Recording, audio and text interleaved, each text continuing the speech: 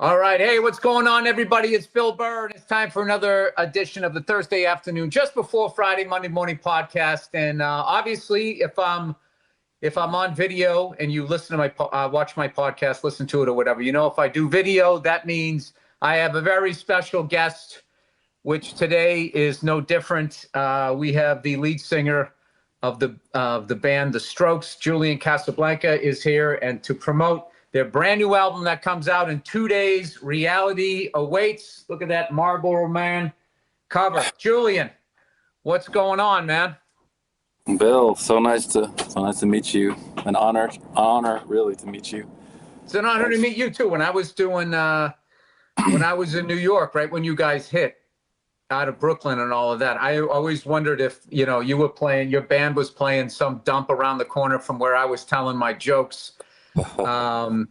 Back when New York was starting to get a little polished up then. It's been a little Bed Bath & Beyond for a while, which I found they've left now. They got squeezed out.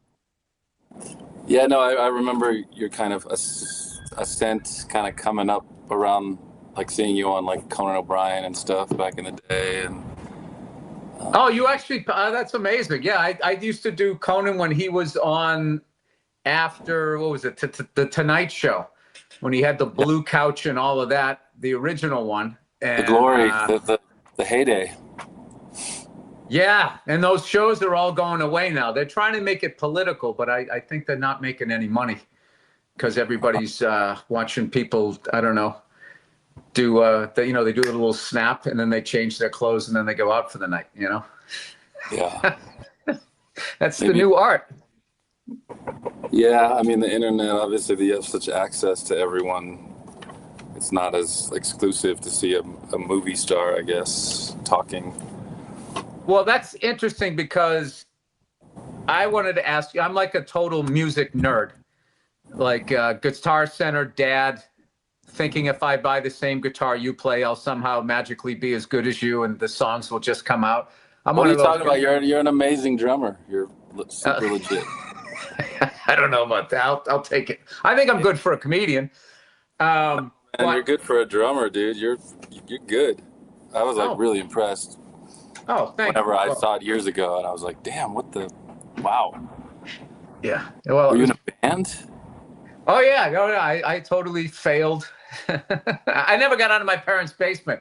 It was basically back in the day, whoever had the drums, their parents were obviously cool with you making all that noise, so everyone would just leave their gear. So everybody came over and jammed at my place. And I don't, the only one time when I finally took them out of the house and actually jammed with somebody else, it was another comedian. I'd already started doing comedy. And I think I went over Dane Cook's mother's house and dad's house, and I set him up in his basement. And we, for half a second, thought about maybe putting together some sort of musical act to do colleges.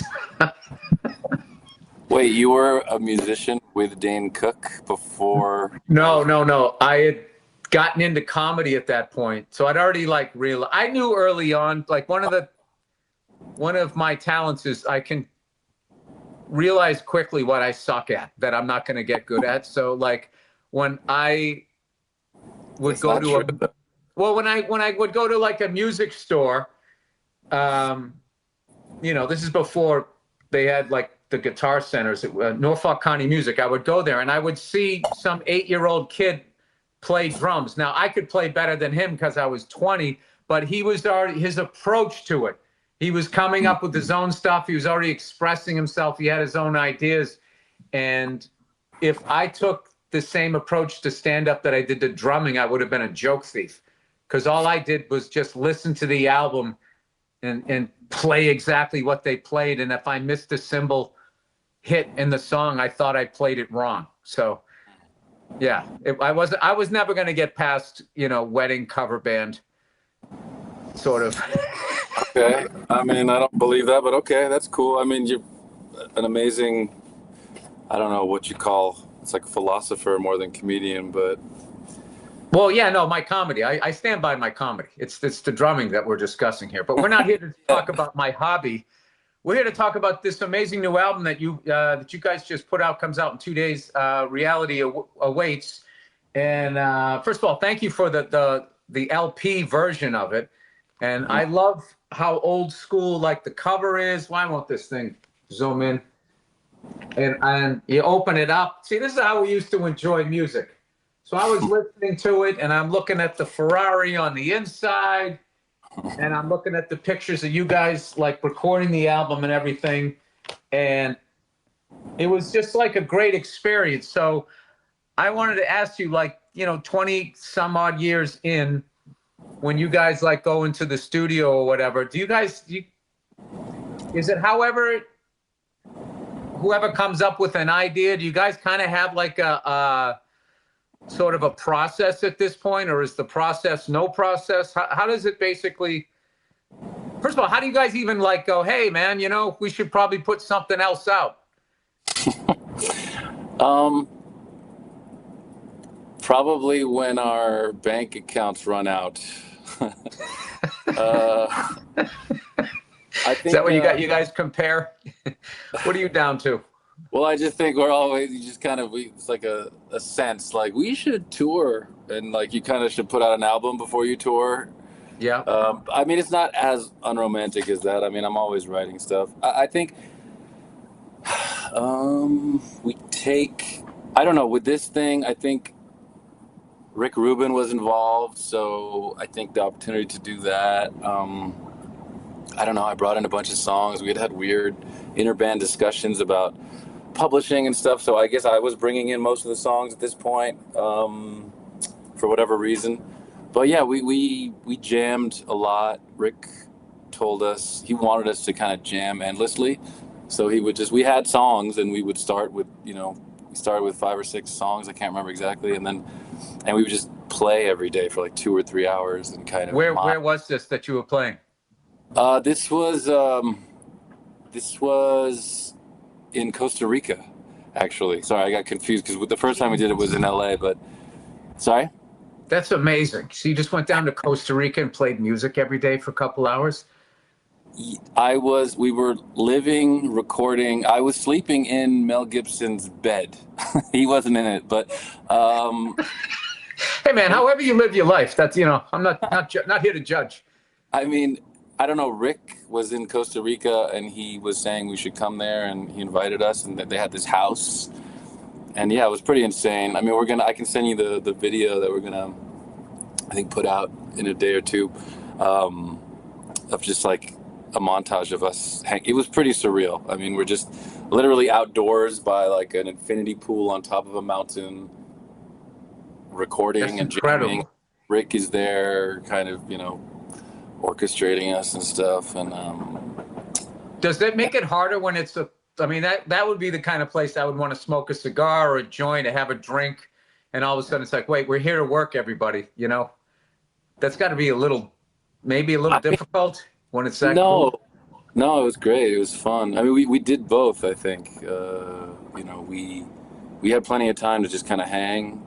We would jam for a long time, but it was pleasant. It was fun. It was, I don't know. I guess that makes sense, because I want to say AC/DC recorded Back in Black in like the Caribbean or something. Which you wouldn't know listening to that album that's where they were at. Yeah, I mean, you could probably hear the sunbeams creep in a little bit, but I think most of the songs we had worked on beforehand in New York. So yeah, I think where you record music generally affects how it sounds, though. So. All right. Well, I wanted to talk to you about some of the songs on here, and I don't know if I'm projecting, because I am, I'm trying to, I grew up in the analog world and watched it go into the digital world, and I'm finding myself trying to go back. I drive just old cars now. I don't have any like GPS on them, and I try to like, I bought like a newer Ford truck, and then once I sync my phone to it, it was talking to the truck, trying to figure out where I lived and sending it to Ford. And I'm like, you get a refrigerator, it has a fucking camera in it. You open it and it plays a little bit of music. It's supposed to make you feel calm. It's like, who the fuck is watching me, making a grilled cheese sandwich here? It's fucking weird. So I don't know. I was reading the lyrics and listening to Going Shopping, the second song on the second side. And The way I interpret that song was somebody, who didn't want to leave society, but just couldn't relate to it anymore and was maybe going out to the country. And I don't know, just kind of how I don't know if I was like projecting that, but I was hoping there was somebody else out there that felt the way I did about the direction we're headed. Yeah, I think, well, especially doing the video, it almost took on like took on maybe like a slightly different meaning with the video, where it went to, like, it's not like the consumer's fault necessarily, but, being blind to certain things is sorry, to go back to the meaning of it, I would say I definitely had a phase where I left the city and all that, and I had done it in previous songs, so I think it was just kind of subconsciously coming out. Well, personally, I would love to leave the city, but I would miss everybody, and there's so much going on, and I just, you live in the middle of nowhere. I just feel like then you got to deal with the middle of nowhere worldview. I just feel like, what's that? Middle of nowhere, it's like something fucked up, homophobic or racist is coming in 3, 2, 1. You try to keep it light. You talk about how beautiful it is out there and how it's nice to be out of the rat race and everything, but then, I don't know, I'm not saying everybody, but like the level that it can go sideways, there just doesn't seem to be I don't know, like if you live in the city, you got these people you see, you're going to see a human being take a shit. I mean, it's just going to happen, right? So it's like you start looking at like Wyoming, it's like, all right, that looks pretty cool. And then you get out there and it's just like, they live on a different planet, for better or for worse. I'm not saying it's all bad. I will say I did Wyoming one time and I ordered eggs over easy and they were borderline see-through. So I need to go back there again because I kind of judged them on that. I'm about to drive through there. Oh man, there's a lot of themes. Yeah, I mean, the thing, it's like, it's not the corporations or the consumerism that's bad. It's like just the kind of being lied to, I think, that's kind of attached to it, that's kind of dark. So it's not like, I don't know, it's trying to kind of say a heavier message, but in like a light, relatable way that isn't like so kind of maybe intense and gloomy. No, I appreciated that, because I don't like when movies make up my mind for me or whatever. So that's why I was asking, because it was sort of like, up to your own opinion or whatever. How long did it take for you to record this album? I mean, the recording itself was probably a month or two, but 3 years to get it out the door. What does that feel like when you do the final take on an album? Because I know personally, just acting's the big thing for me, because that's like, I feel like when I'm working musician hours where it's like really long days and stuff. And when I rap on something, I just feel like a battleship. I didn't get fired. People like what I did. And I just feel like I did really had a good time, a couple weeks in Ireland. And Death of a Salesman? No. This is a little indie movie called Bender. Okay. It's not going to come out till we got to get distribution, but it should come out next year. The reason why I signed up to do it, aside from loving the people that were involved, was it was one of those coming of age movies. It was kind of like what I grew up on, and like the adults are dealing with all this serious stuff and the kids are just trying to get laid, It's one of those things. And it, also took place in like Dublin in 1979. So, but anyway, I just remember, as much fun as I had, there is that thing when you get on the other side of it and you're done with it and you have like, I go back on the road as a comedian this weekend, but I've had like 2 weeks off. And I've really just tried to like sit on my back porch and just enjoy a cup of coffee before it gets crazy again. And I was wondering if that is like, is that a similar, when you guys, you know, do it, you got the last, okay, here's the last take, have fun, we got it, and this is the last song, and then you guys have it. Is there that sense of relief, or is it more like, fuck, now we got to promote it and tour? I mean, it didn't really, it's not as organized as that at the end. I mean, my one memory of the end was the last song on the record was kind of recorded on the last night. It was like a jam. That was probably my favorite moment. So that was kind of a magical last take vibe. But in general, we just kind of, the songs were all in a state of complete disarray and required assemblage. So it didn't feel like we were It's not, yeah. So those months of, basically it's like making a movie and editing it. You know what I mean? It's like you finish filming and you're like, well, that was the easy part. Now I need to Oh no, dude. Yeah, I directed one movie, and the editing process, I almost lost my mind. Like I think I'm a different person than I was a few years ago. I had like this sort of breakthrough where I got past my anger, but I was holding on to like 50 years of shit from my childhood. And so I've always had problems focusing. Like I was a super slow reader. Every sentence would remind me of something else, and my eyes would continue reading, but I wouldn't retain any of it. Now that I've become a much more chill person, but anyway, I just remember being in the edit room, and it was funny. My editor, Patrick Don Vito, would be like, "All right, go take a walk." They would literally just have me like go walk around the building. I would walk around the block, or we do a little walk and talk, smoke a cigar, and then I would come back in. I just couldn't fucking sit in there any longer, staring at 58 takes or whatever. So I will say, listening to your album, as much as I loved the second, third, and fourth song, I mean, I loved all of it. The second, third, and fourth song really grabbed me on the first side, but my favorites were the last two songs on the album. So, and it's also a nice thing where, you can, it's something else that I missed from the analog years. That's a band would put out an album that you can just listen front to back. They're trying the whole time. It isn't like, okay, here's this single and let's just give you a bunch of bullshit. So, I just want to let you know that all the hard work you guys put into this, it's really it's a great album.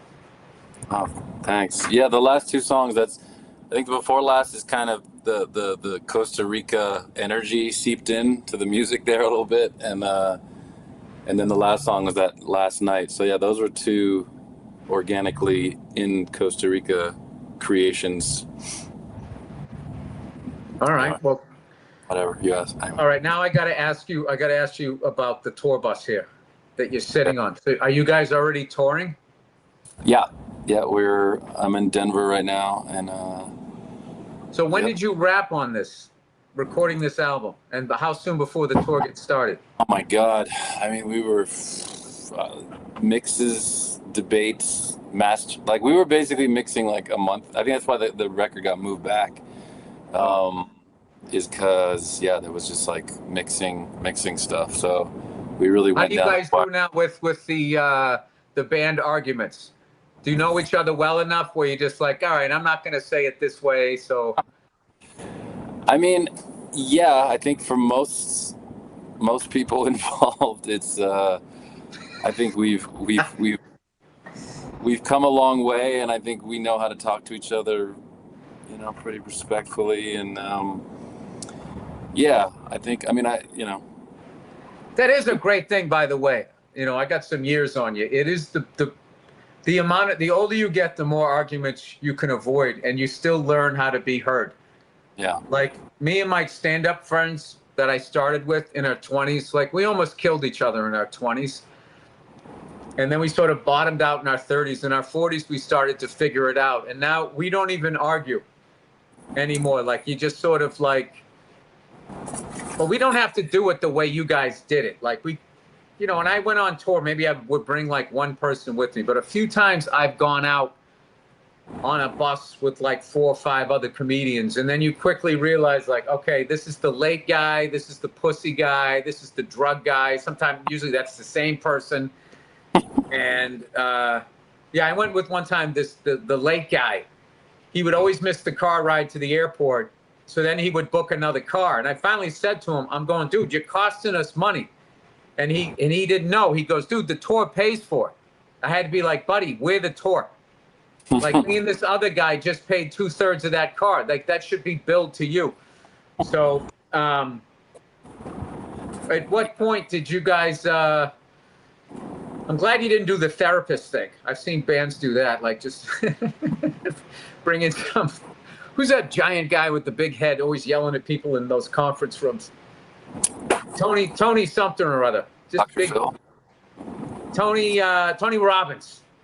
Oh, yeah. Yeah, like those guys. Like the sort of like, it's like, are you helping people or are you toxic? I can't. It's like you're kind of yelling at broke people for being broke and telling them that they need to get their shit together. Like, whenever I see him yelling at somebody, I always feel like, dude, I think this person needs some love. I think they need to be held or maybe be heard. I think they've been called a fucking idiot enough. Not that he literally does that, but I was kind of shocked because he was always on regular TV, but when I saw the uncut version, I was kind of surprised that he was yelling at broke people like a special teams coach. Yeah.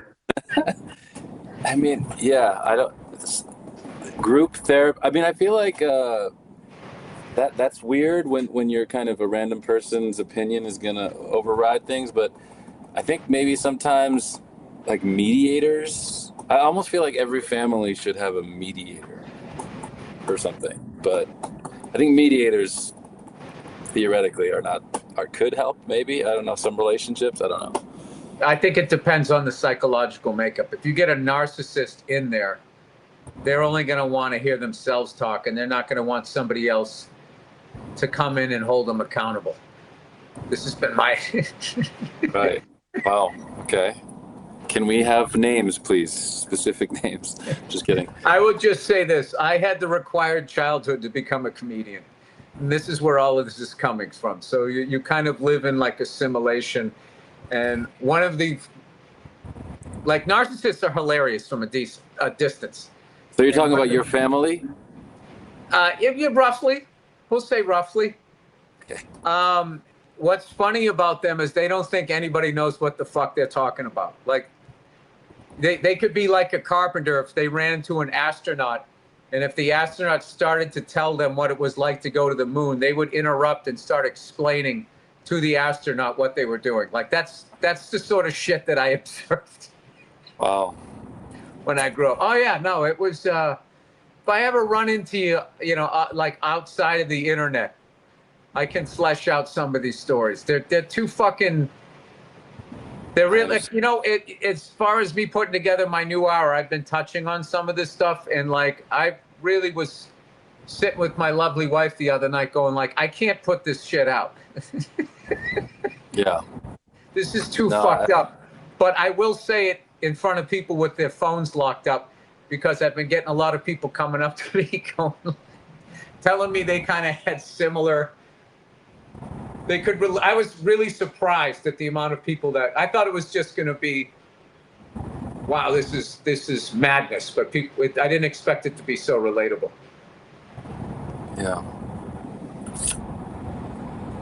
Yeah, that's so many big topics like that, like how people just, it's almost like you need parent licenses. Obviously not, you don't need one to have a kid, but maybe they could, offer some kind of tax break to just like, at least just teach people a little bit how to maybe not fuck up kids so much.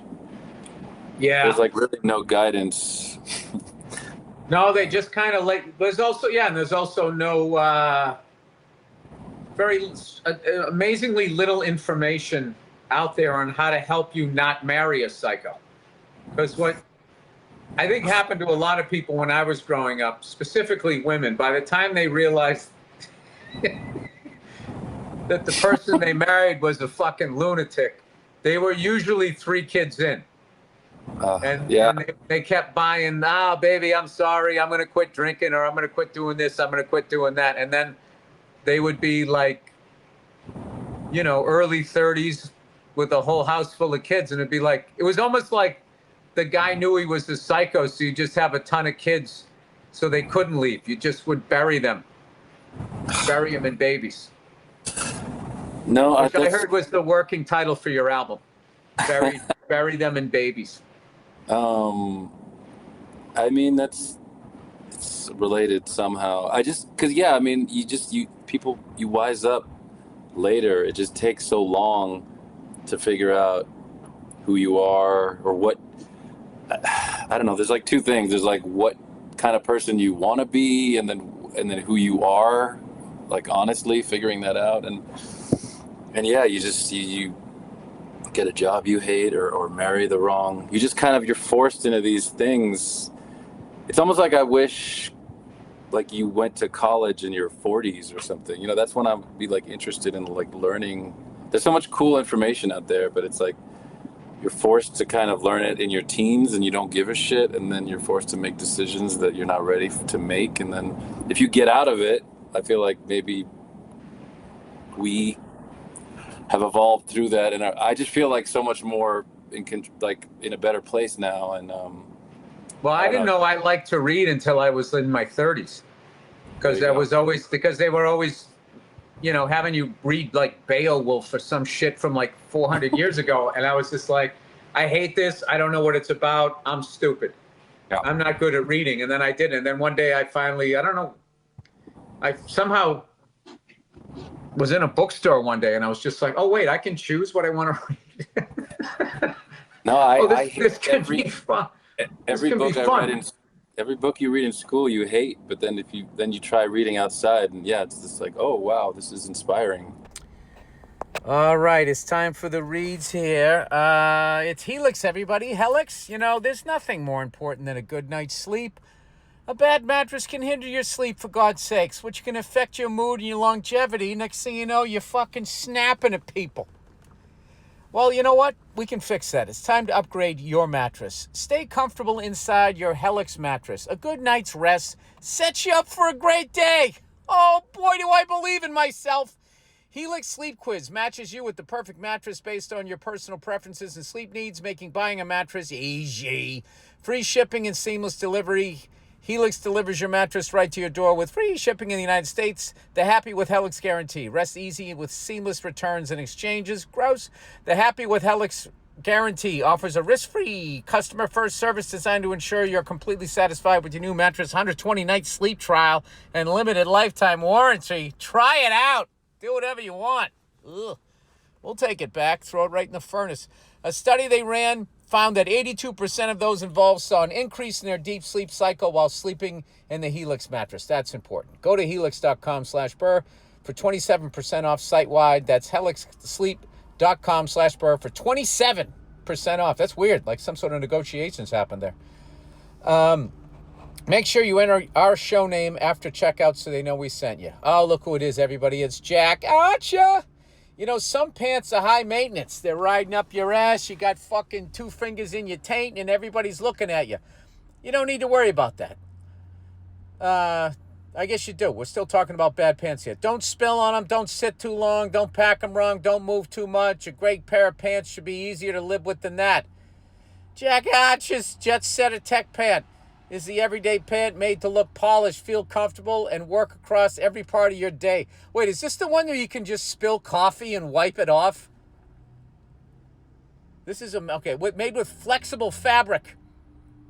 Not like that unflexible fabric from when we were kids. You can stay comfortable and put together whether you're sitting at a desk, walking through an airport, running from the cops, or heading out to dinner. They move with you throughout the day and still look put together. I don't have my glasses ever. They're also wrinkle resistance. Why can't they make that for your face? Stain repellent and machine washable, so you can spend less time worrying about your clothes and more time doing what you actually want to be doing in them. Pull them out of a suitcase they're ready to wear. Spill coffee on them. Fucking wipe it off like it never happened. You're wearing a tarp. And because they come in multiple fits, inseams, and colors, you're not stuck trying to make a one-size-fits-all option. It's easy to find a pair that fits you the way you want it and it feels right from day one. The best part, they won't look saggy, won't look worn out and stretched and all that other shit. These pants hold their shape day after day, wash after wash. The Jet Setter Tech Pant has over 6,000 five-star reviews because it's exactly what guys are looking for. A comfortable, polished pant they can reach for no matter what they're doing. Right now, Jack Gotcha is offering listeners 15% off your first order with promo code GETJACK. Go to Jack Gotcha, JACKARCHER.com, and use promo code GETJACK for 15% off your first order and see why thousands of people have given Jet Setter Tech Pants 5 stars. That's jackgotcha.com, promo code GETJACK for 15% off your first order. All right, everybody, it's Simply Safe. You know, Jesus Christ. In the United States, there's a break-in every 26 seconds. That means somewhere right now an intruder's getting closer. Can you feel his breath? The problem is most security systems only alert you after a break-in has already started. And that's too late. That's why I chose Simply Safe to secure my home.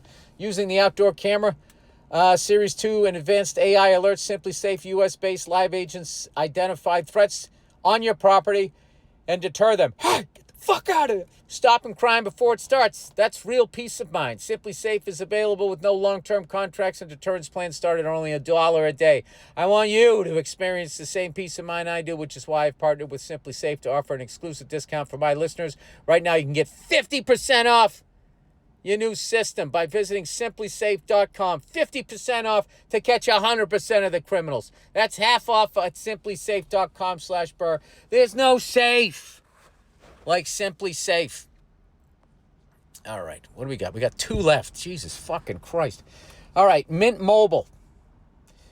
There's things in life that you don't want to be transparent, like your swimsuit or your search history. But when it comes to wireless bill transparency is everything. That's why Mint Mobile wireless plans have no gimmicks and no gotchas. Just high-speed data and reliable coverage on the T-Mobile 5G network. And right now, all plans are just $15 a month, even unlimited. Mint Mobile took what's wrong with the wireless plan and made it right for the premium wireless for $15 a month. All plans come with high-tech data and unlimited talk and text delivered on the nation's largest 5G network. You can even bring your current phone and your number. Choose from 3, 6, 12-month plans and say goodbye to a monthly bill. Ditch overpriced wireless with Mint Mobile. It's so easy. Sign up online and get 3 months of premium wireless service, $15 a month. This fucking copy, they all say the same thing 10 times in a row. Some old guy was on his phone. Just walked by my car here. Didn't even notice me screaming. To get your new wireless plan. Oh shit, they're towing a car. To get your new wireless plan for just $15 a month, go to mintmobile.com/Burr. That's mintmobile.com/Burr. Get your wireless bill for $15 a month at mintmobile.com/Burr. There's no catch. Upfront payments of $45 for 3 months, $90 for 6 months, $180 for 12 months. In case you can't do simple math, plan required. $15 per month, taxes, fees, extras, initial plan term. Greater than 5 gigabytes may slow when network is busy. Includes up to 220 GB hotspot capable device required. Available speed and coverage varies. See mintmobile.com. I don't know. They said it, and then it kind of felt like they took it away there in the end. You know, it's like when you got a shutout. You let up that homer in the back of the ninth. The back of the ninth? The end of the ninth. So congratulations to the Red Sox, by the way. 15-game win streak comes to a close, but God damn it, that was exciting. Dude, let's start another one. Fast-growing trees, man. Did you know Fast Growing Trees is America's largest, most trusted online nursery with thousands of trees, plants, and over 2 million happy customers, but no marijuana? I don't know why. It's legal. They have all the plants your yard and your home needs, including fruit trees. Hi. Privacy trees. Get the fuck out of here. Flowering trees. I like them. Hats are fun. Shrubs and houseplants, all grown with care and guaranteed to arrive healthy. You don't need a big fucking yard and a lot of space. You can grow lemon, avocado, olive, or fig trees indoors, along with a wide variety of houseplants, all grown with care and hand-selected to thrive in your home. Come on, you Jesus freaks. That's like having your own Eden right inside. Get all the plants you need without the messy car or trip to the garden center. Right now, they have great deals on spring plants essentials, up to half off on selected plants. And listeners to our show get 20% off their first purchase when they use the code Burr at checkout. That's an additional 20% off better plants and better growing at fastgrowingtrees.com using the code Burr at checkout. Fastgrowingtrees.com/Burr. Oh, not slash Burr. Code Burr. Sorry. Code Burr. B-U-R-R. That now's the perfect time to plant. Let's grow together. Use Burr to save today. Offer is valid for a limited time. Terms and conditions may apply.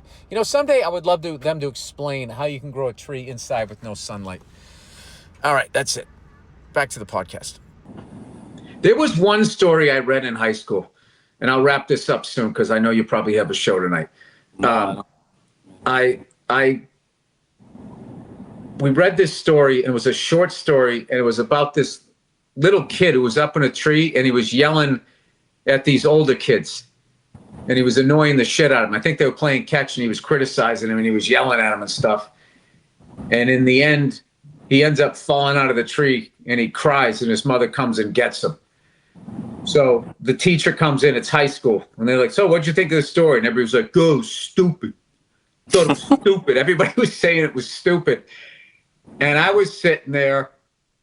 I loved it because there was always that little wise ass kid and you wanted to beat the fuck out of him and you couldn't because you'd get in trouble. And by an act of God, he falls out of the tree and you got what you wanted. And then you could stay there and watch him cry in front of his mother and not get in trouble.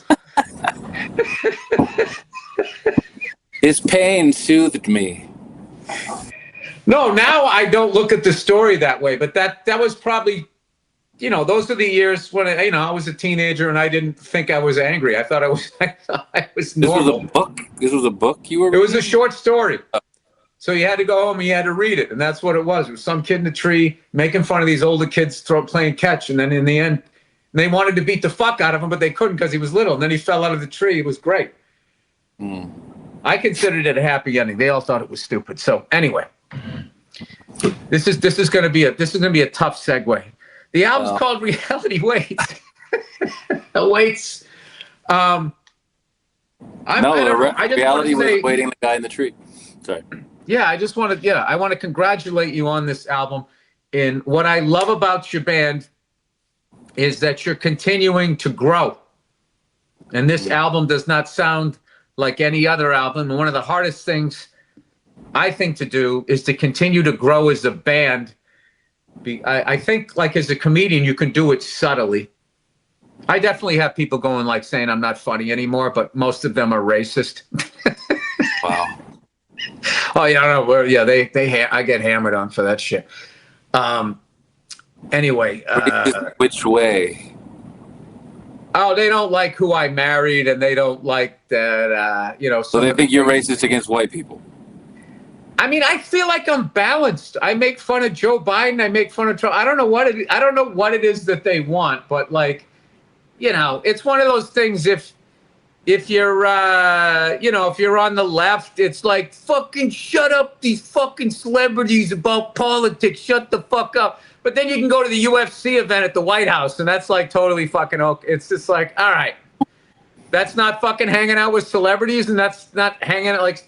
I don't know. I don't understand the math, but I haven't lost sight of what my job is. My job is to make fun of all of it.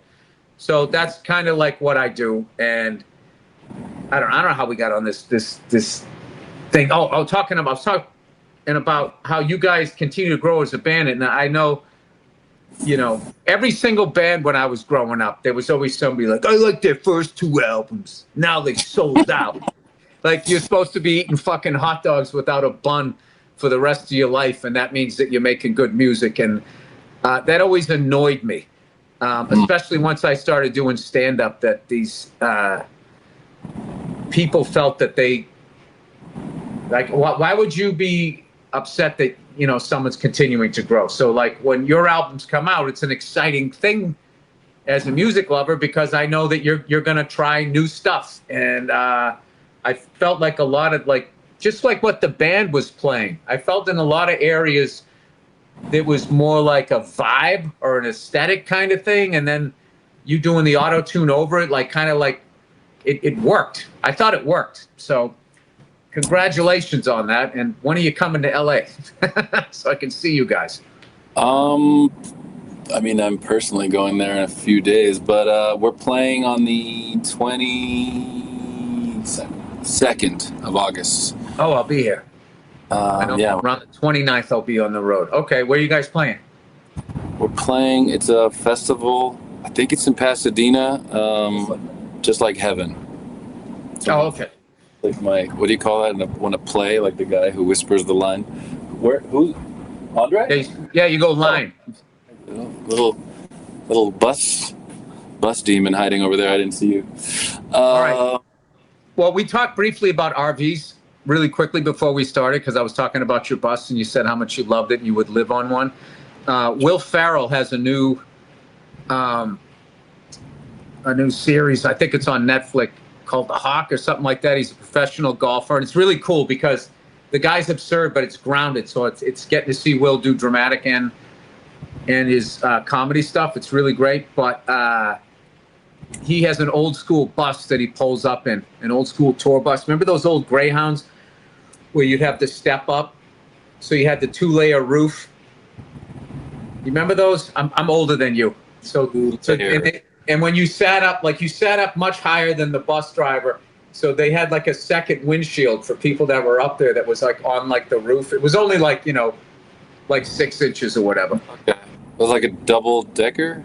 Sort of, but it wasn't. It wasn't. It was more like you stepped up. It was the ultimate in Greyhound luxury. Okay. In like the 60s and the 70s. And they had a few of those left over. But he has a tour bus like that. If you're a nerd like me and you want to check it out. Okay. In real life or on the show? No, on the show. Oh, okay. I don't know those guys. I'm just watching the show. All right. Anyways, the album comes out, which will be tomorrow when this comes out. It comes out on July 24th. The amazing new album from The Strokes, Reality Awaits. They are touring right now. Go to, I imagine, thestrokes.com. Where can they go to find out where you guys...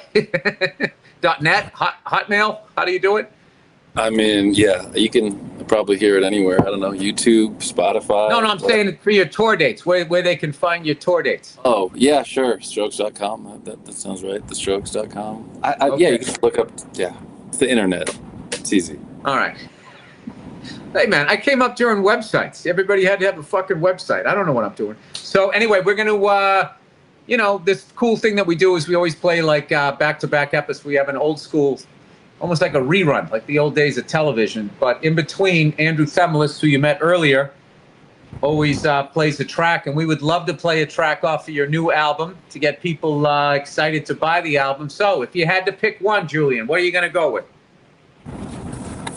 I guess you said you liked the last 2 songs. Why don't we do the last song that I was talking about earlier? All right, Tyrants of the Mellow Moon. Yeah. Last song, second side. All right. Well, hey, man, was really exciting to finally meet you. I've been watching you guys since way back in the day when I used to do. Remember that place, Surf Reality? Did you ever play that place? No. Sort of. Yeah. Sometimes they'd have bands. Sometimes they would have really just out there comedy. I used to bomb there all the time, but it was worth bombing just because I would see cool bands and really cool performers. Is that in Brooklyn?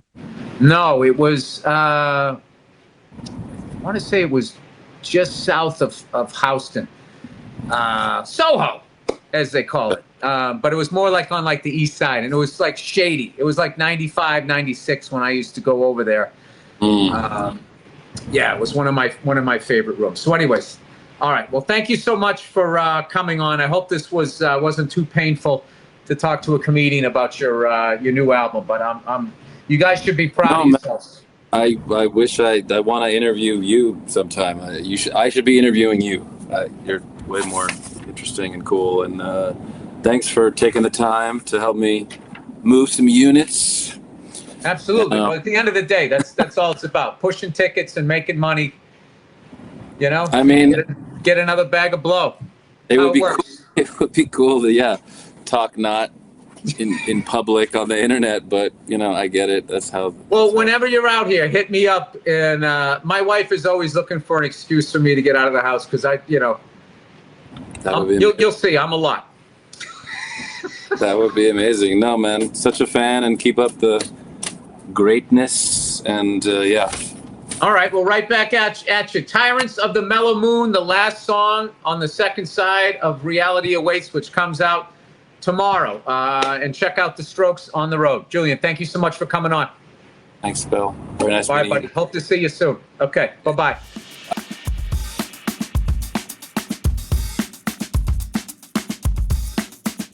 Hey, what's going on? It's Bill Burr, and it's time for the Monday Morning Podcast for Monday, July 23rd, 2018. How's it going? How are you?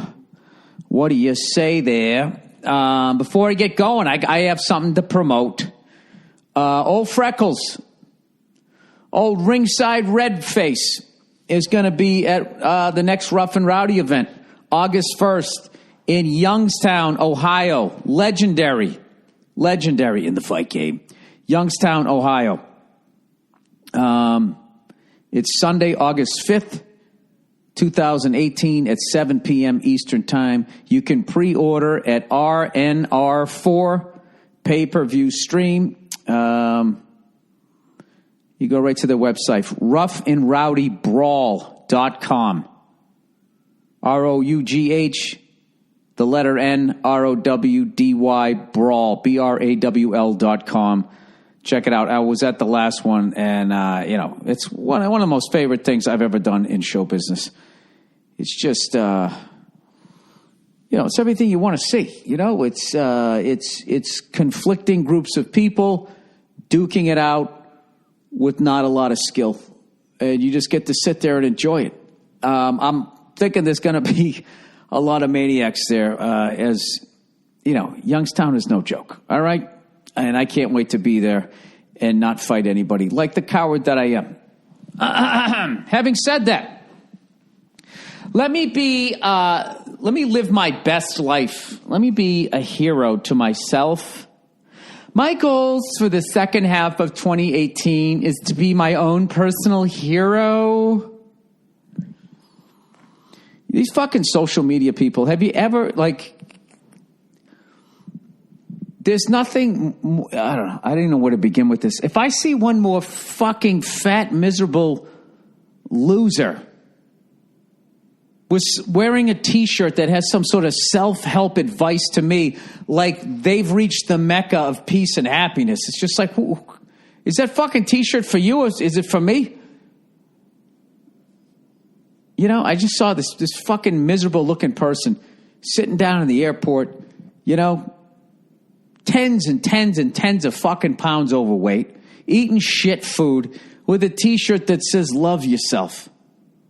You know what I mean? And all of this fucking crap now where you pat people on the back because they're fucking up their lives, but they still feel good about, you know what? I like who I am.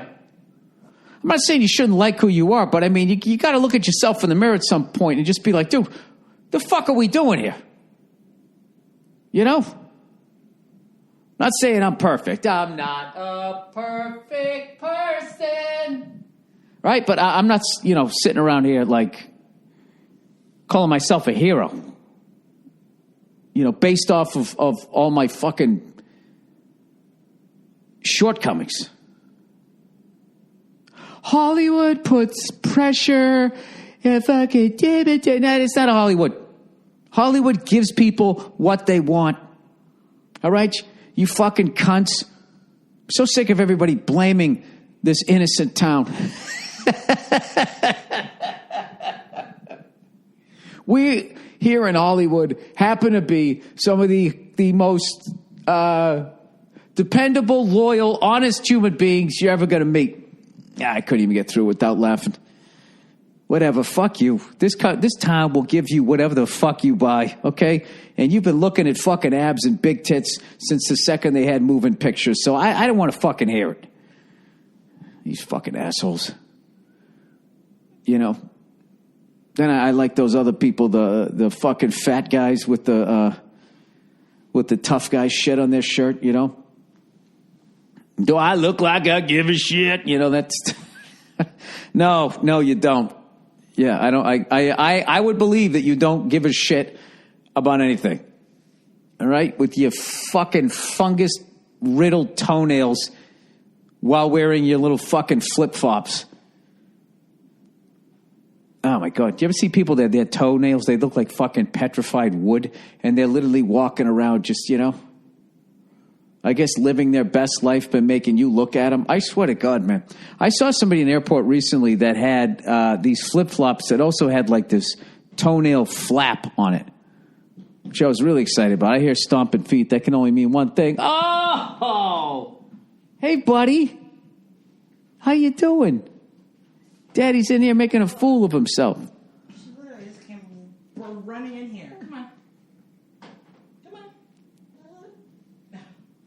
Come on. You can't stop. Look how big you're getting. Bye. Come on. Uh-oh.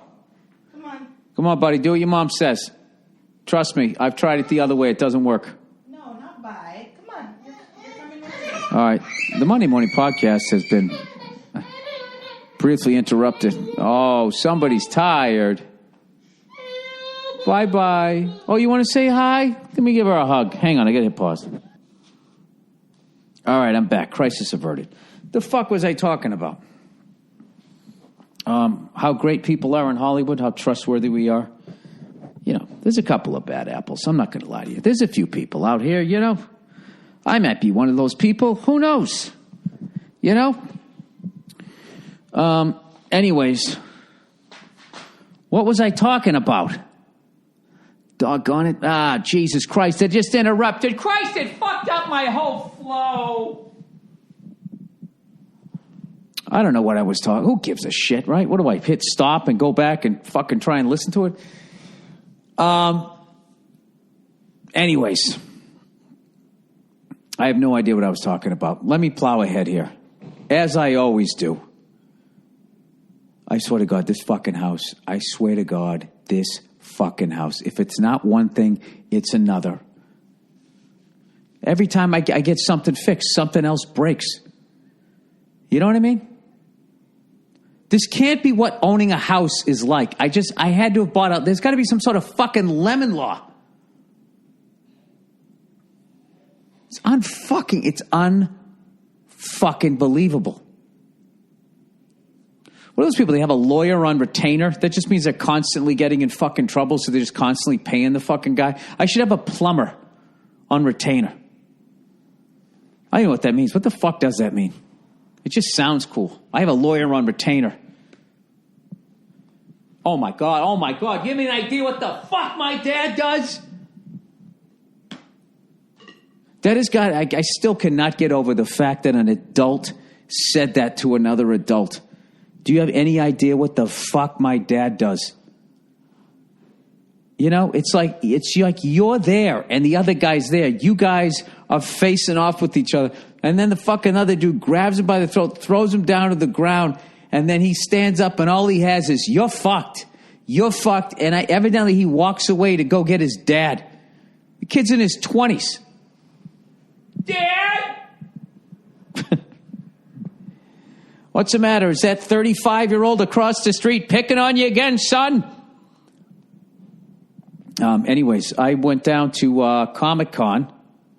Old Freckles, who's done nothing but make fun of Comic-Con forever. I went down there on Thursday because Vince and all the guys at Better Call Saul were nice enough to ask me to mediate. Is that the word? Basically host the panel, the Better Call Saul, to promote their season premiere, August 6th on AMC, season 4 premiere. And after that, the 10-year Breaking Bad reunion. 10 years since their first episode debuted, I would think, 2008. And I went down there, and there was all these people dressed like superheroes. Most people are not dressed up, but there's enough people that dressed up that it was cool. And I went down there, and I got to tell you, I really liked those fucking nerds, man. They were really cool people. I only teased them one time because I was saying something that was a spoiler. And I was like, hey, spoiler alert. Everybody saw last season of Better Call Saul. You saw what happened in the last episode. And this dude down front was like, yeah, I didn't see it. And I was like, all right, well, stick a couple of lightsabers in your ear because I have to fucking read this show. Something like that. And everybody laughed. Everybody had a good time with it. I wasn't sure, you know. The self-sabotage in me wanted to walk out and open with, how you doing, you fucking nerds? But I just didn't want to bring them back to high school. I figured I was in their dojo. I'm going to be polite. You know what I mean? as fun as it is to do what that fucking guy on Fox News did that one time when he went on that show with Barbara Walters. You know, remember that? And half the fucking crew of them walked off the stage. I can't remember anybody's fucking names anymore. Anyways, I was down there, and I had a great time, and I flew with my instructor down there in an R-44. It's the first time I've flown. I hadn't flown since the end of May. You know, I was overseas, doing gigs and celebrating my birthday, probably far too long, admittedly. And then the last week of June, in the beginning of July, I had to get caught up with all the work that I missed. And I flew, and I did all right, man. You know, a little rusty at first, and then it all fucking came back, and I had my best effing landing I've ever had as far as, not having to look at my instruments too much and just feeling it, becoming one with the fucking machine, man. It was getting dark out, and we came back to Burbank, and we were listening to the ATIS, which is just the information. It's updated every hour for the airport. You have to listen to it. It's some computer voice. Winds coming 270. You have information, Yankee. So then you get on with Burbank Tower. You're like, Burbank Tower, helicopter, blah, blah, blah, blah, blah, blah, blah. At fucking Hollywood Reservoir. Requesting full stop at Atlantic with information, Yankee. So they know you got the latest information. Then they tell you what to do. And there was a bunch of traffic coming in. So they told us to hold over Old Mako, which is this fucking hunk of shit, Macy's, off the 170 that they're finally redoing, and you just fucking orbit over there till all the big boys go in, and then they say, helicopter, blah, blah, blah, cleared for landing, runway 8 west of Delta 8. So then you just say all that shit back. So I said all that shit back. I come in. They got the fucking, whatever they call, those fucking, the power lines there that chop your head off. I flew over the tower like you're supposed to. Not over the wires, and then I was coming in at the right speed because there was a jet behind me, but I was a little too high, so I just banked it really hard using my G's to make the fucking helicopter heavier. Don't ask me how, physics, right? And then it fucking came down. I was coming down at like 600 feet per minute, which as long as I'm moving forward is fine, but as I slowed down, I got it down to 300, commercial fucking landing right in the fucking glide path, right on the numbers, and fucking banged the left on Delta 8. And my instructor goes, that's the best landing you've ever done. You're becoming one with the helicopter. And I turned around, and my wife's in the back, and her headphones weren't working, and she didn't hear it. And you know what? I hate to say it, so it was like it never happened. And I was literally sitting there like a 5-year-old talking to my mom going, Nia, did you hear that? Did you? And she was like, what? No, I can't. I can't. There's a part of me that actually thinks she did hear it. But to keep me in fucking line, to keep chasing the fucking carrot, she acted like she didn't hear it. So, anyways, moving along, I want to thank everybody on the cast of Breaking Bad and Better Call Saul for doing the heavy lifting and telling the stories and all that. I mean, I was having nightmares about hosting that and me turning into the real version of Chris Farley. That character he would do. Hey, Paul McCartney, remember when you and John Lennon, you guys wrote the White Album? Yes, Chris. Yes, I do. Yeah. That was awesome. Like, I was worried that I was going to be doing that. I'm not going to say there wasn't a couple of moments of that, but, the whole time I was up there, I was like, why didn't they get Jimmy Kimmel to do this? That was my first fucking thought. Because I remember he did the when they had the final episode in L.A., they did this thing at the Hollywood Forever Cemetery, and they showed the final episode. You could sit outside and fucking with all these other Breaking Bad fans. It was really a fucking awesome night, and Kimmel hosted it, and he did a great job. So I imagine the reason why he didn't do it was because he had to host his own show. And, that makes sense, right? He had to host his talk show tapes at 5, and that was going to be from 3 to 5:30 down in San Diego. Oh, there we go. Hey, there you go.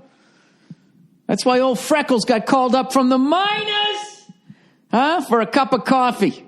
Speaking of getting called up from the minors and a cup of coffee and all that, I'm back into watching the Red Sox. very least paying attention, man. It started with me listening to baseball as a way to not flip out in traffic. And, and just settling in to I just stopped fighting the city. Just like, yeah, man, there's going to be a lot of traffic. There's going to be a lot of people doing things that I'm not going to like. And I just need to I'm just going to sit there and watch it happen and just sort of inch along as I listen to 5 innings of a baseball game and go maybe 3/4 of a mile. That's what I'm going to do. And that's what I've been doing. And I just listened to the Red Sox games. And the Red Sox, I'll tell you, dude, they're on fire. I was worried that the All-Star break was going to slow them down. They'd won 10 out of 11. I'm sorry, they won 11 out of... Not 10 out of 11. They won 11 out of 12. That's right, because they went 10-0, then they lost one. And then they won right before the All-Star game. I know I sound like the fucking Rain Man. Then we just took 2 out of 3 from the Tigers, so we won 13 out of the last 15. And the Yankees just keep winning, too. But I got to tell you, I watched a little bit of the Astros, too. I've been watching those guys. I still think they're the team to beat. They got Verlander. They got a great pitching staff, and they got the bats. They got the whole fucking thing, and they won it last year. And nobody's really talking about them. Everybody's all excited for fucking Yankees, Red Sox. And this is what I think. All right? Yankees bullpen sucks. That's going to come back and bite them in the ass. And Chris Sale is our guy. And, as much as I love David Price, he had a really rough outing against the Yankees in New York. And him cursing out Dennis Eckersley, I don't know. That I was like, uh-oh. That's a Hall of Famer, man. You don't curse out a fucking Hall of Famer. So I'm worried that guy's a little, a little shaky between the ears there. Little Odell Beckham there, right? I don't know. I hope he isn't.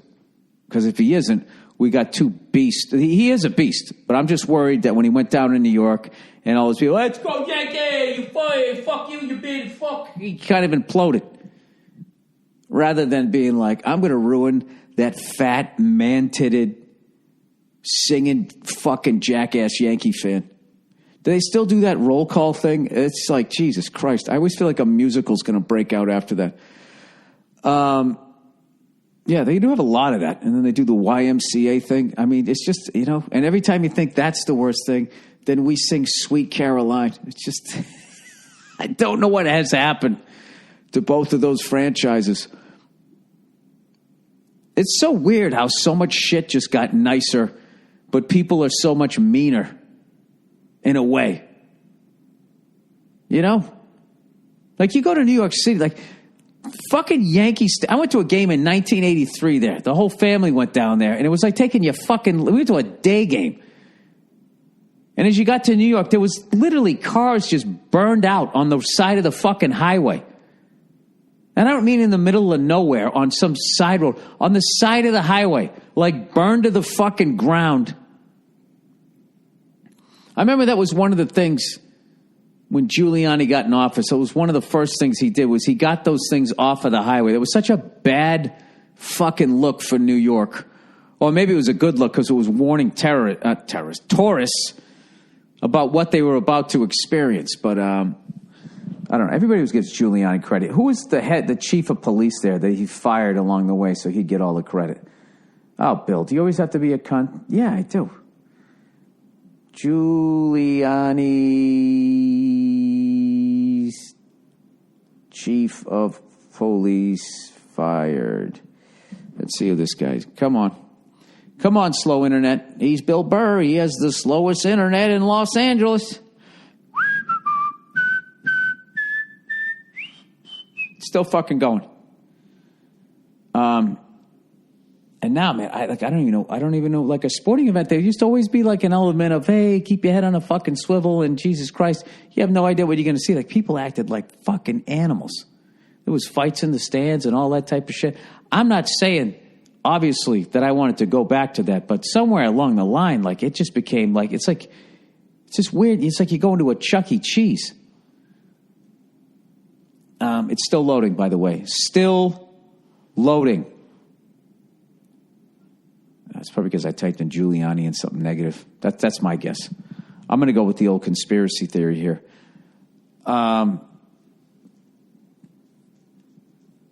Yeah, anyways, I don't know. If you go to sporting events now, it's like every time there's a stoppage of play, then something happens up on the fucking flat screen. Everybody just stares at it with their mouth hanging open.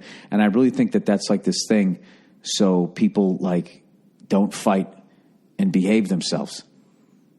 You know, you get that camera on your flat screen TV and all those fucking nerds at the Best Buy sit there watching you jerking off to the fucking Charlie's Angels on Me TV, whatever you're doing, right?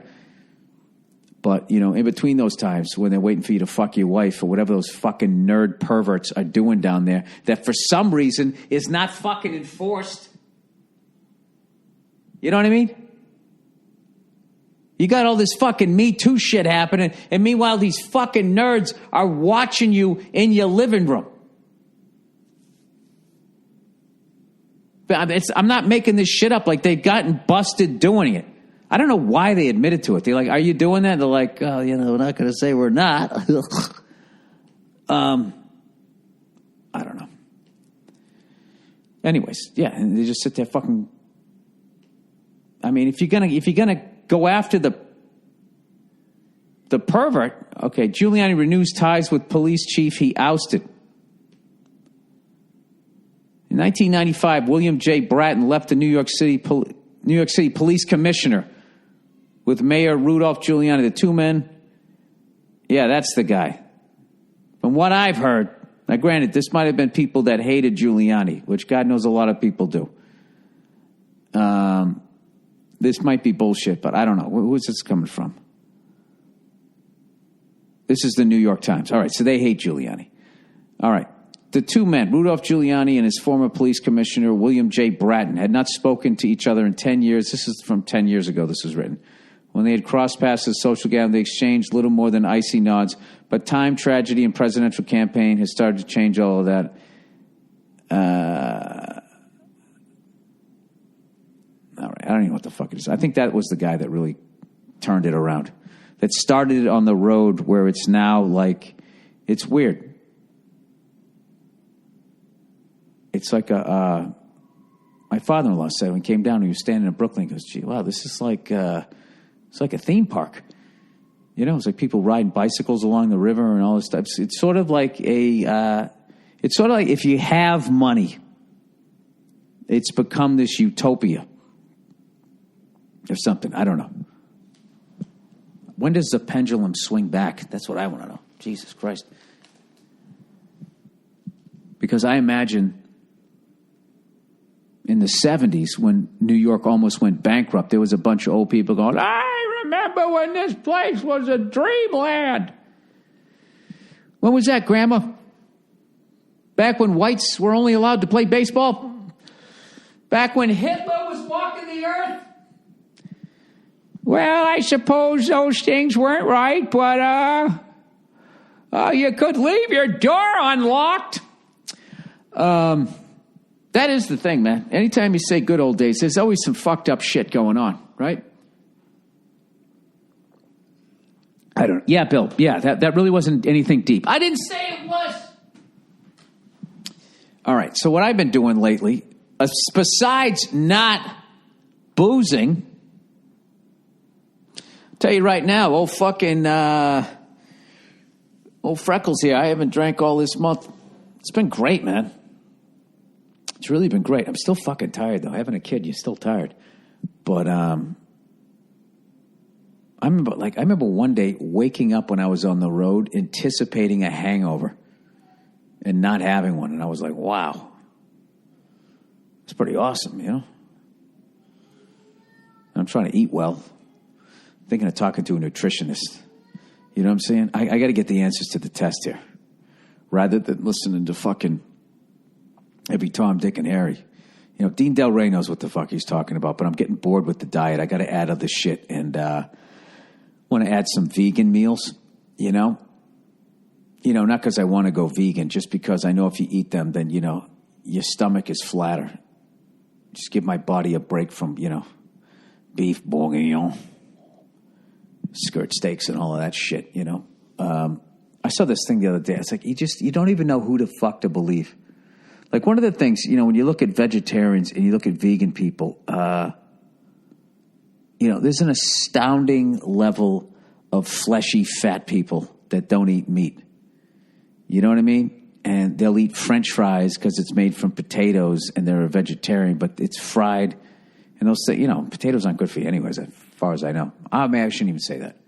Now, I don't want to be all Oprah here and get people to stop eating potatoes, and then the whole fucking potato farming industry sues me here at the Monday Morning Podcast. But there's just a lot, they eat like fucking just all carbohydrates and shit. And they just stay away from meat. I think a lot of people love animals, but they hate reading, is what I've sort of learned from looking at vegetarians and vegan people. So they don't eat meat, but then they don't really know what the fuck it is they're doing. But the people that do take the time to do it right, like nobody who lived in this house for 100 fucking years, evidently, took the time to do something right. Oh, they didn't do that. They just called their fucking friend to fix it, didn't they? Fuck getting a permit. Fuck getting somebody licensed. Fuck all of that. What did they do? They just fucking lived here. They had a problem, they asked a friend. And I think a lot of vegans and vegetarians do that. They fucking talk to people rather than reading. And that's what I do, because it's easier. It's easier than sitting down and actually doing the fucking work. So, I see that, like, can anybody, if gun to your fucking head, can anybody tell you whether having an egg is good for you or bad at this point? Eggs have been good, bad, good, and now they're starting to be bad again, while people who are saying they're good are fucking, they're duking it. This is like the rubber match, the rubber game, whatever the fuck it's called, right? So I'm gonna talk to a nutritionist, and I'm gonna try to read up on it, but it's really dry. And if you actually look up shit on becoming a vegetarian or eating a little like that, like a vegan or something, I mean, it's just Hatfields and McCoys between the fucking meat eaters, the carnivores, and the vegetarian people, and there's a lot of money at stake. No pun intended. Sorry about that. So I think like the big farming cattle fucking people, they're trying to have all their shit come up first. And then all the tree hugging, like, hey, man, like, trees are alive, man. Those fucking people are trying to say that, eating meat is like I saw this thing, right? Well, they were saying that this guy was trying to say that, like, animals get protein from eating plants. And when you eat an animal, it's an indirect protein because you should have just gone directly to the plant. And it's like, well, then explain tigers and their fucking, Mr. Universe physiques. As far as I know, which is I don't know shit, so I should shut up right now and Google what do tigers eat? What do tigers eat? Meat only? No wonder they're always in a bad mood. They can't even take a shit. Siberian. The species diet ordinarily consists about 50% wild boar meat. Doesn't that sound delicious? If they cannot get their paws on some wild boar, they've been known to eat elk, deer, and lynx. They're like, man, what were you fucking with me for, man? I didn't do nothing. And sometimes even bears. Oh, my God. What size? Jesus Christ. That's a big thing in Asia, huh? Putting like a bear and a tiger in a fucking cage and just filming it. If large sources of meat are not readily available, Siberian tigers will eat rabbits, fish, and any rodents they can get to. Let's see. Okay, well, there's no meat in that. And that's the first thing I saw. Do tigers eat plants? What do tigers eat? Siberian, the species diet consists, that's still this. Tigers diet. Tigers eat a variety of prey ranging in size from termites to elephant calves. Oh, that would break my heart to see a baby elephant get killed. However, an integral component of the diet are large body prey weighing 45 pounds or larger, such as moose, deer. What do we fucking mean moose and bear? Where the fuck are those things? I thought that moose were only over here. Deer species, pigs, cows, horses, buffaloes, and goats. Yeah, well, they have a different digestive system, evidently, because if you just fucking ate that, they're basically on the Atkins diet, right? You can eat as much fucking bacon as you want. Tiger's looking at you like, yeah, I realize that. I realize that. So anyways, I'm going to try to fucking, I don't know. I'm going to talk to a nutritionist, somebody who read all this shit that I'm supposed to read, and maybe try to get them to tell me Bill, are you really going to buy books on nutrition? Like, you're going to fucking read them?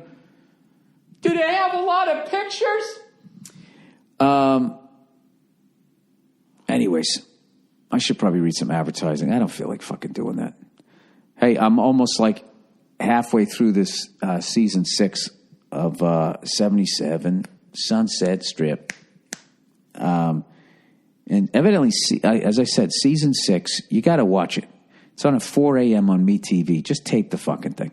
I hope I can get more people to watch it because I'm worried because I found out that they started broadcasting all the episodes back in November, and I missed the first 5 seasons. And we're getting towards the end here of season 6 because they didn't do a full season. They got canceled like 3/4 of the way through. And I'd like to see the original ones because I'd like to see what L.A. looked back then. You know, hopefully they do some exteriors, although I know most of it was filmed on the back lot in Warner Brothers. But I'm loving this season. So I'm worried that the other one's going to be a little hokey because I guess a lot of people didn't like season 6. First of all, they fired the whole fucking cast. As I mentioned. Sorry. But I also didn't realize that they made Ephraim Zimbalist Jr.'s character a lot more surly. But I'm loving him. So now I'm worried that I saw season 6 first, and if I go back and look at the others, I'm not going to like the show.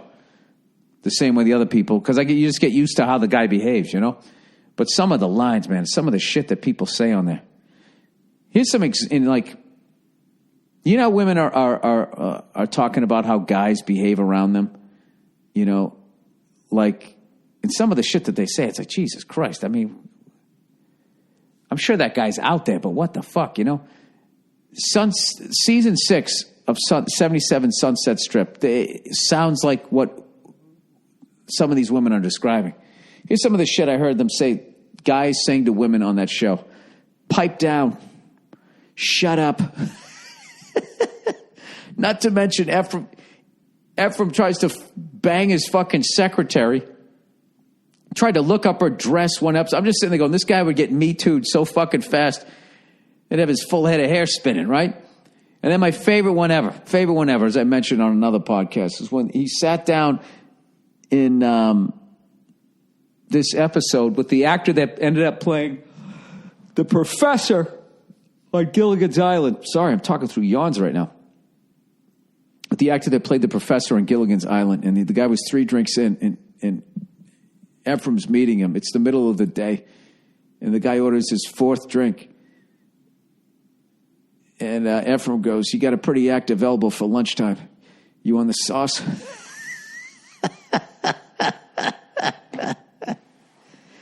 That is the one thing also that I love about that show. It makes you feel better about drinking and smoking because Ephraim Zimbalist almost made 90. And there's barely a scene he's not smoking a cigarette, and he's really smoking it too. And that's just on the take that they use, so who knows? All right. With that, should I read a little bit of advertising? Yeah, why don't I do that? 77 Sunset Strip. Oh, Jesus, here we go. There's somebody new. Hey, by the way, you know what? I got an email from Darren King. Incredible drummer.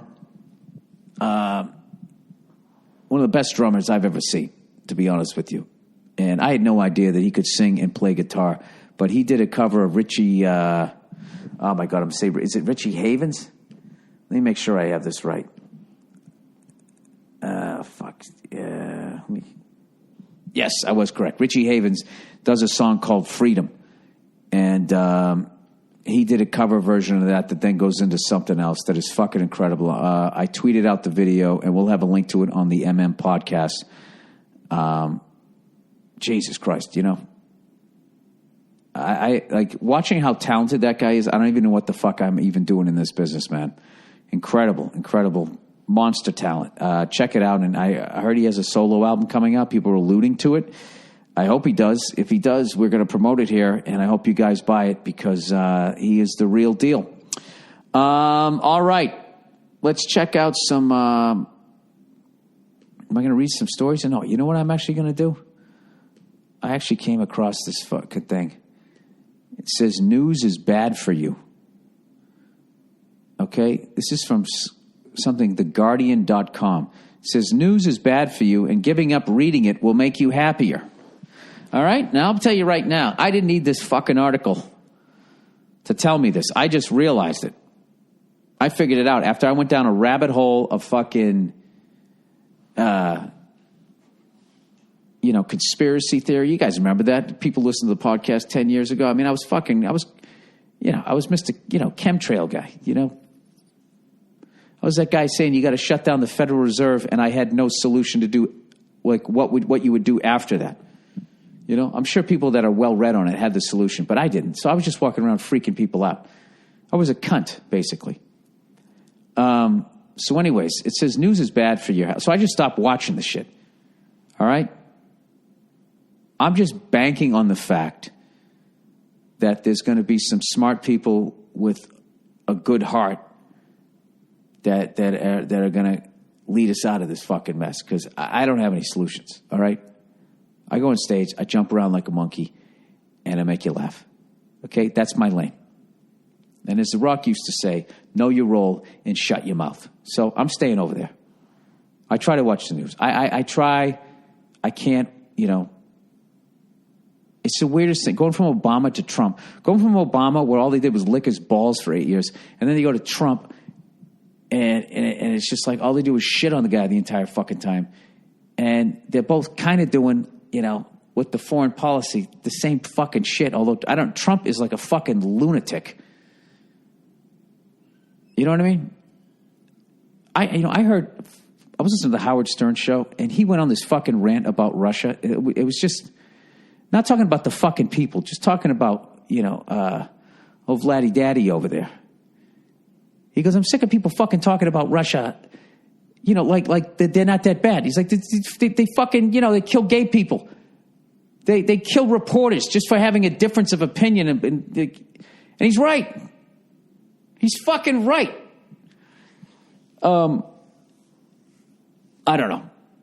I once that his fucking wife wore that coat when he was going to go visit those kids that she was going to go visit those kids that they had stuck in cages, and she wore a jacket that said, I don't really care, do you? And then tried, that had to do with fake news. It's just like, it's literally like listening to a toddler lie. And God bless you if you can still watch that and try and stay politically active, because I don't know, it's just too fucking depressing. I can't fucking deal with it. So I choose not to watch. And the last presidency, I couldn't fucking, I had hope. And then I was just like, oh, this is going to be more of the same. Oh, bankers don't go to jail. Oh, yeah, insurance companies can do whatever they fucking want. And, we're not going to constructively criticize our foreign policy, and we're just going to stay the fucking course and shut down the government every fucking August for a week. And our solution is always going to be the same. Well, what if we raise the debt? Right? And then meanwhile, everything that his wife did was just considered like angelic. And it's just, the whole fucking thing was annoying.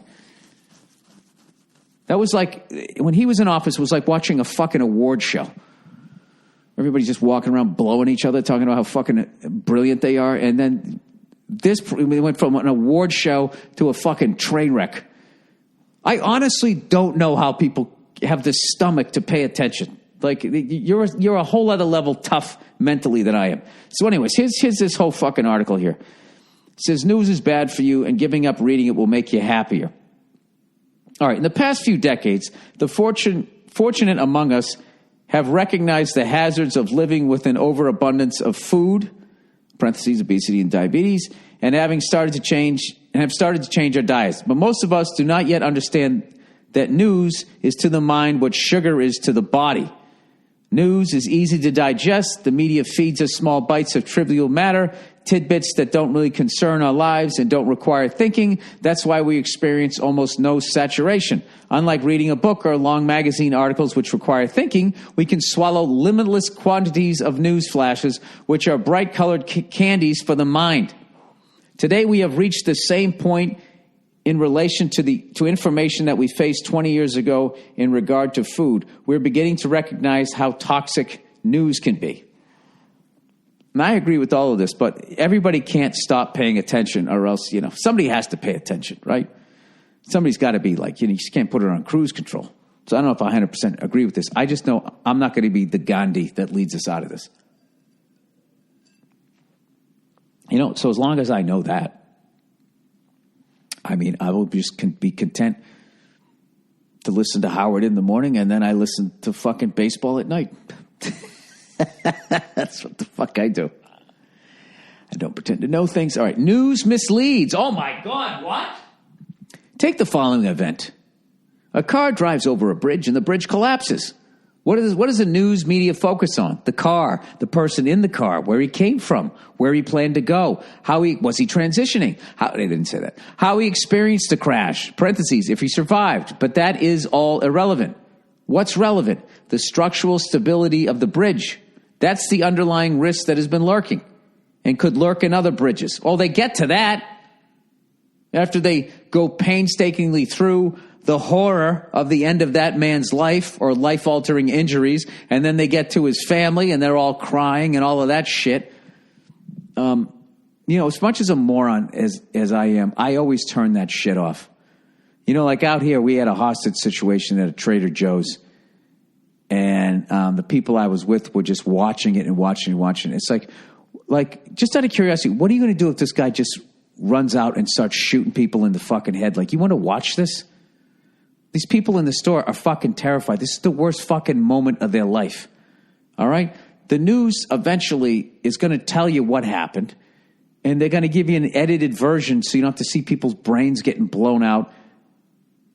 And what, they literally had the employees were crying and all that shit. And then I found out in the end, some poor woman died. It's fucking terrible. And I'm just going to sit at home watching it for hours, ordering food. Going online. Are they tweeting from there or what's going on? And then all these fucking assholes on YouTube, not YouTube, on Twitter, or these social media people are going to go on and say the obvious. Oh my God, this is so sad. I'm freaking out right now. I love that. Oh, is that what you're doing? Are you freaking out in the safety of your own home? Why don't you make this about yourself, you fuck? Oh, Jesus. Social media, I bet, there's a lot of shit that says that's depressing too. But you know what? Podcasts actually feed the soul. I believe I'm part of the problem. News misleads. Bill Burr misleads. Anyways, plowing ahead. We are not rational enough to be exposed to the press. See, this guy saying we're all dumb. Watching an airplane crash on television is going to change your attitude toward that risk, regardless of its real probability. If you think you can compensate with the strength of your own inner contemplation, you are wrong. I think the subtext of this is, you dumb fuck. Bankers and economists who have powerful incentives to compensate for news-borne hazards have shown that they cannot. The only solution, cut yourself off from the news consumption entirely. News is irrelevant. Out of the approximately 10,000 news stories you have read in the last 12 months, name one that because you consumed it allowed you to make a better decision about a serious matter affecting your life, your career, and your business. Well, I would say anything about the environment. Jeez, this guy's chip off the old block here, paint with a broad brush. The point is, the consumption of news is irrelevant to you, but people find it very difficult to recognize what's relevant. It's much easier to recognize what's new. All right, I think we get the point here. News has no explanatory power. News items are bubbles popping on the surface of a deeper world. Ooh, that's deep. That sounds like a fucking progressive rock band, like a line in the song. In 7/4, I imagine. Will accumulate facts that help you understand the world. Sadly, no. The relationship is inverted. The important stories are non-stories. I would agree with that. Slow, powerful movement that develop below journalists' radar but have a transforming effect. The more news factoids you digest, the less of the big picture you will understand. Well, maybe this is why everybody's yelling at each other. News is toxic to your body. I'll just read the headlines here. News increases cognitive errors. News inhibits thinking. News works like a drug. News wastes time. News makes us passive. Well, that worked with me. News kills creativity. Well, there you go. Jesus Christ, that's pretty fucking negative, huh? Let's get to some positive shit. I got a fucking note from possible visit to Dubrovnik, Croatia, my friend.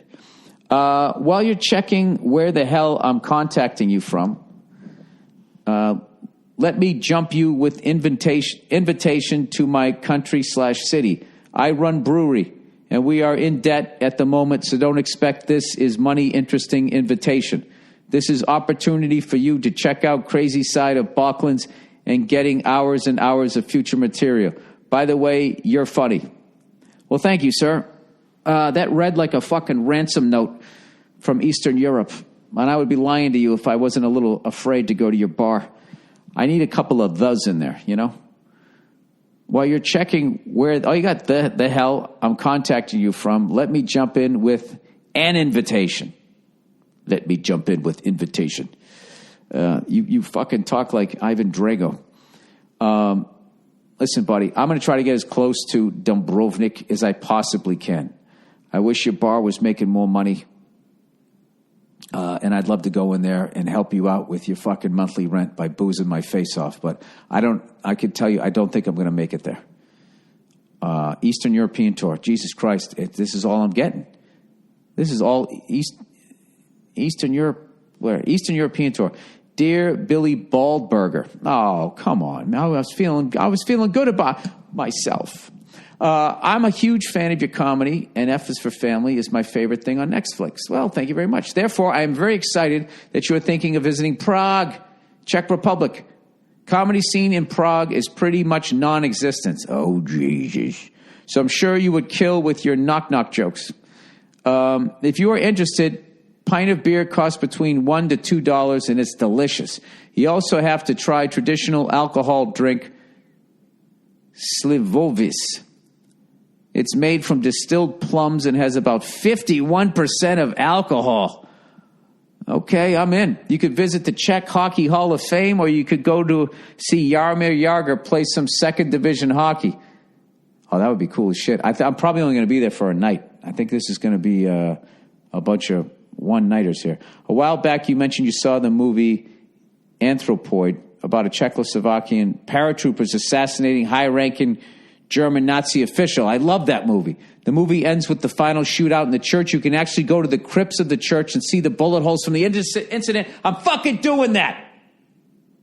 I hope you decide to come and share your American wisdom with us savages. Thanks, and go make love to your lovely wife. Oh, thank you. God bless you. Go fuck your wife, you fucking redheaded prick. Eastern European tour. Hey, Bill.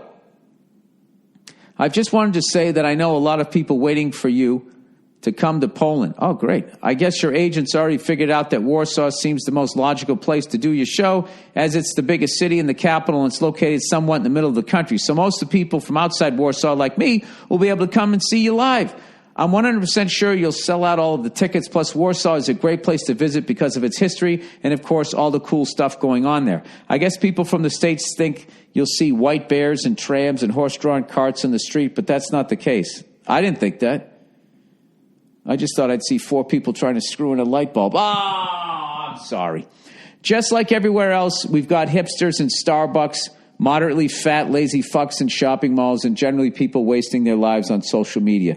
Yeah, that's a reoccurring thing. Anyway, my friends and I can't wait for your show. Thanks, and go fuck yourself. Yeah, everybody staring at their phones is a big thing, and I do that all the time. Persistent cold. You may have walking pneumonia. Go see a doctor when you get back to L.A. I need a doctor. Somebody give me a doctor! Soft tires and Nazi symbolism. I love this guy. This guy's he's just doing the whole gamut, isn't he? Running the gamut. Hey, let's look that up. Let's see what the fuck that means. How did that expression come about? All right.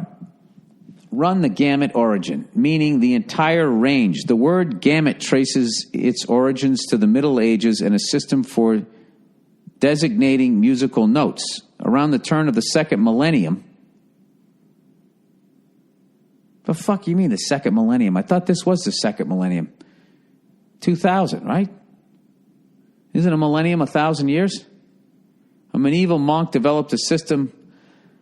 Oh, Jesus, Bill. It just gets to the point. Like I try to be informed. Like the second you're going to bring up a fucking monk, around the turn of the second millennium, Guido of Arezzo, a medieval monk, developed a system of psalmization, i.e., designating musical notes by syllable names. While today we are familiar with the sung syllables do, re, mi, fa, sol, la, ti, do. Back in Guido's time, he died in 1050, they had a hextonic scale, 6-note, and he used the symbol ut, re, mi, fa, sol, and la. And la. The ut represented the lowest note. Ut, re, mi, fa, sol, and la. And la. I can't. That's why I play drums and tell jokes. Ut represents the lowest tone recognized in music theory at that time. The second G below middle C. What the fuck? I don't give a fuck about what is the gamut? The range of notes? Okay, building on this detonation? I don't know. Gamut eventually came to mean the whole musical scale.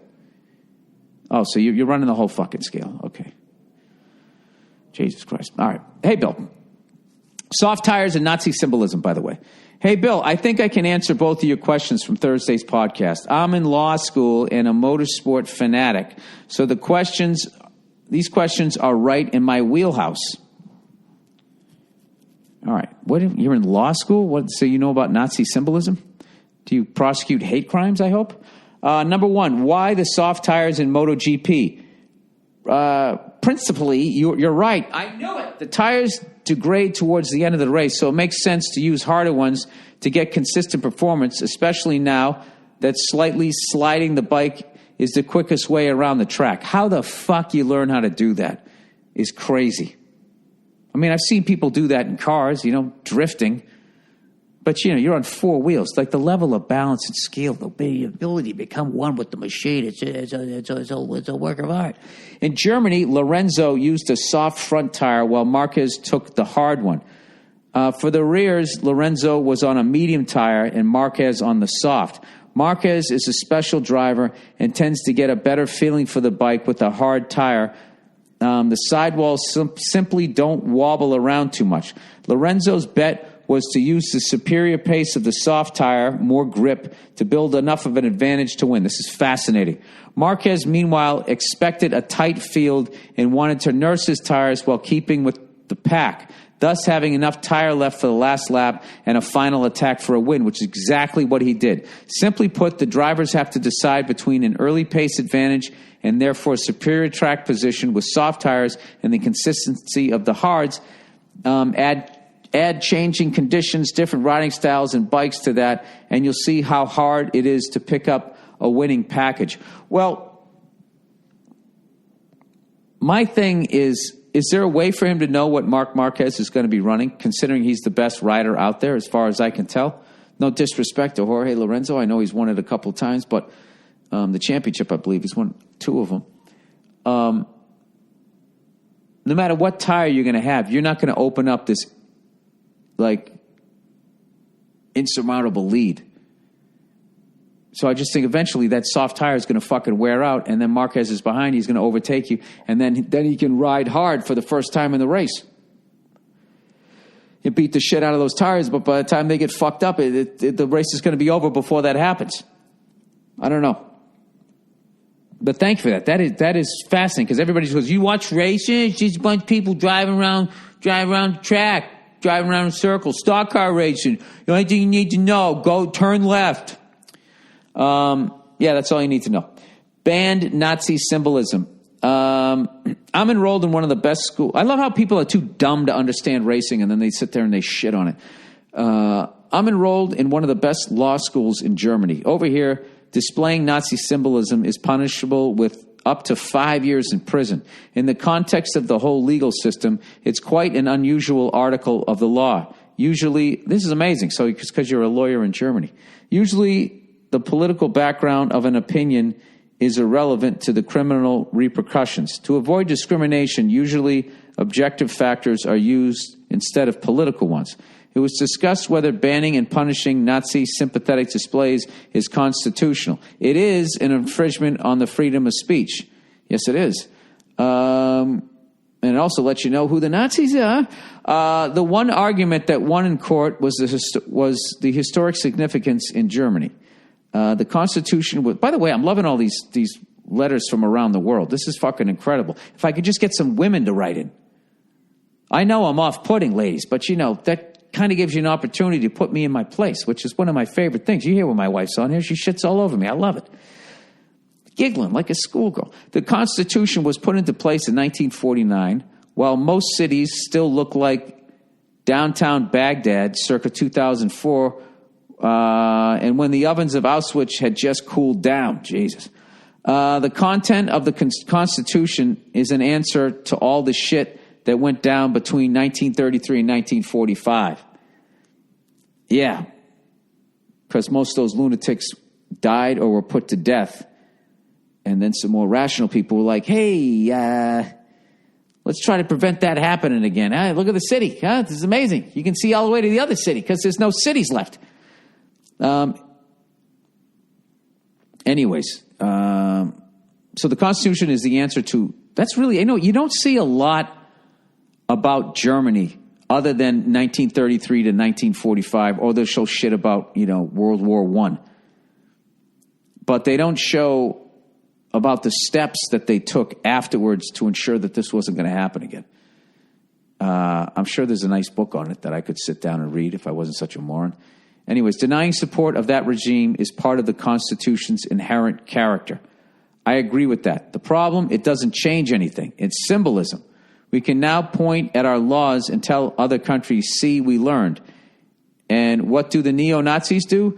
They use fucking code which is not forbidden, such as 88. I guess that means Heil Hitler, or HKN KRZ shirts, which in German is recognized as saying Hakenkreuz, which equals swastika. I swear to God, those fuckers parody the Run DMC logo with HKN space KRZ shirts. I had no idea. Wow. Thanks for the podcast. They keep me laughing during exams. Looking forward to your German European tour, you freckled cunt. That's got to be the most fascinating shit I've heard about Germany since, the same shit that they show a zillion times on the History Channel. I mean, obviously they got to show that, so, hopefully that never happens again. But they should probably shine a light on this to know that is going down. I don't know. It's hard, man. I really look like the Nazis. They're kind of like a fucking, I think I used to do a bit on this. They're kind of like a band that had a bunch of hits like fucking 40 years ago. And now they're coming back and it's just, there's no original members. They don't have the magic anymore. It's over. It's over. It's like some bands, it's just, their name becomes toxic after a while. Although sometimes they're so bad that they come back and people love them again. I don't know. It's probably a bad analogy, but that's pretty frightening that shit's going down. That people still like, I don't know. I I've never really been to a Holocaust museum. It's just, I just don't think I could handle it. You know, knowing that people are capable of that level of fucking evil. Just literally separating, you know, that shit in slavery, the shit at the border, to separate parents from their children, to sit there and fucking do that. I don't give anybody a pass. Even the fucking kid down there, like, this is my job. Quit your fucking job. I'm not fucking doing this. Like, when is that kid's screaming, crying voice going to leave your fucking head for the rest of your life? Oh my God. Especially now having a kid and knowing like how much they need. Like, my daughter just came in. She was like whining and all that. For whatever reason, she wanted to hug me. You know, I don't know why, but they need just to take that away from a kid. It's fucking, you know, over some, I don't know. There's got to be another way, right? Anyways, you sent my brother to the hospital. What the fuck are you talking about? Can I legally read this without getting... All right. Hey, Billy Bro Killer. My brother and I went to your show your early show in Minneapolis a couple weeks ago, and as we were leaving, he was complaining about his back and shoulder hurting. Being the douche I am, I assumed he was whining about the uncomfortable seats. Over the next few days, he started coughing and hearing a rattle in his chest. Yeah, okay, well, go to the doctor. He went to the doc, and as a precaution, it turns out at some point during your set, his right lung made like the Falcons in Super Bowl 51 collapsed. Well, that's not from laughing. That was like, you know, you went there. Yeah, it's probably everything you did up until that point. I would love to take credit for any joke being funny enough to make somebody's lung collapse, but I think you're looking at the ass end of the problem there, buddy. He spent the next 6 days in the hospital and had to get a tube stuck through his rib cage like Carl Weathers' death scene in Predator. Then they hooked that shit up to a dustbuster, sucked out the air that was outside of his lung, and sewed the hole shut. That's fascinating. He finally got out of the hospital and is doing fine, but I just thought you'd appreciate knowing you're at the level where your comedy caused someone's organ to explode like the goddamn Death Star. Keep this up and you'll be well on your way to fixing the overpopulation problem. Anyways, can't wait for you to come back to Minnesota so you can finish the job and get his left lung.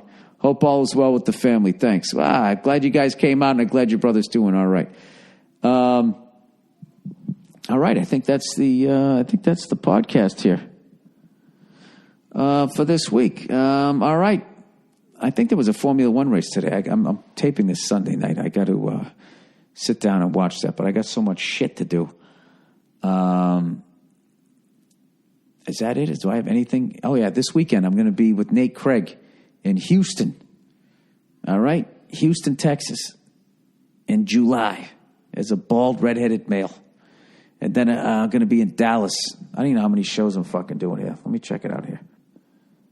All right, so here's the deal. Thursday, I got a show at Revention Music Center in Texas. Friday, I have a show at Revention Music Center in Houston, Texas. There's still tickets to Thursday. Friday sold out. And then I got 2 shows in the Pavilion up in Dallas at the Toyota Music Factory. Also, I added a show right before the Rough and Rowdy in Rochester, New York, right outside of Buffalo, which I haven't been to in a zillion years. Rochester, former home of the Rochester Royals, that then became the Cincinnati Royals, then the Kansas City/Omaha Kings, then the Kansas City Kings, and then the Sacramento Kings.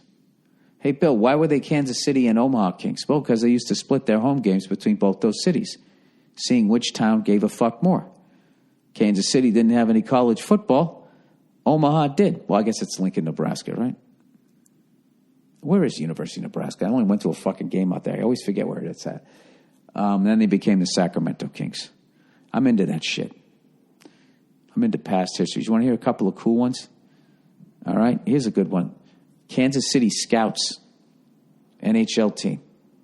Moved to Colorado, became the Colorado Rockies, and then moved to New Jersey and became the New Jersey Devils. Okay? I can't do all your homework for you, but I can do some of it. All right, the original Washington Senators, 1901 to 1960. They left and became the Minnesota Twins.